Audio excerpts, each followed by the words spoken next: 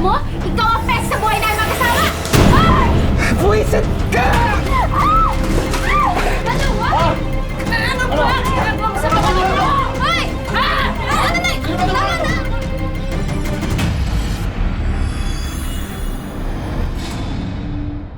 Miss you so much. Tay?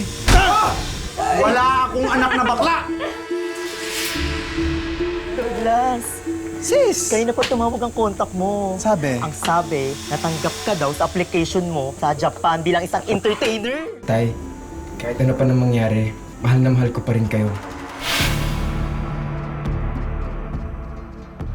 美人さん、美人ですね。お名前は？ Watashi wa Aratas. Ikaw na talaga pinakamaganda sa ating tatlo magkakapatid. Tulong yan ang sinaniban ng demonyo utak. Tingnan mo kung anong pinagagawa sa katawan. Kung nga di pinapayagan magpabutas ng tenga tapos ikaw, magpa-opera ng buong katawan? I thought you'd be here. You said you never come back here. I'm sorry. I'm sorry. ごめん。 Bakla ka na nga, tanga ka pa. Huwag kapal ng mukha mo! Mas mawin mo yung sinabi mo! Oh, Douglas! Ay, Ara! Bakit napaaga ata ang uwi mo ha? Akala ko ba sa susunod na taon ka pa? Wala pa akong isang taon sa Japan. Na-deport ako agad. Di ba sabi ko sa'yo ka nang babalik dito? Hindi ko kailangan na mapala mo rin dito. Ay! Ay! May pumasok sa kukunin mo, ha? Hindi na natin alam kung saan tayo kukuha ng makakain. Nagsama ka pa ng alamunin. Nag-MCL ka sa girlfriend mo?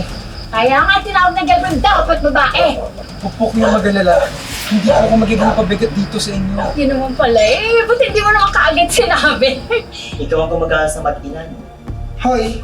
Hindi ha. Tumutulong na ako kina Jonas. Hay nako, ang sabihin mo, sinasailan ng Jonas yung kita mo dito sa payo. Sino ka?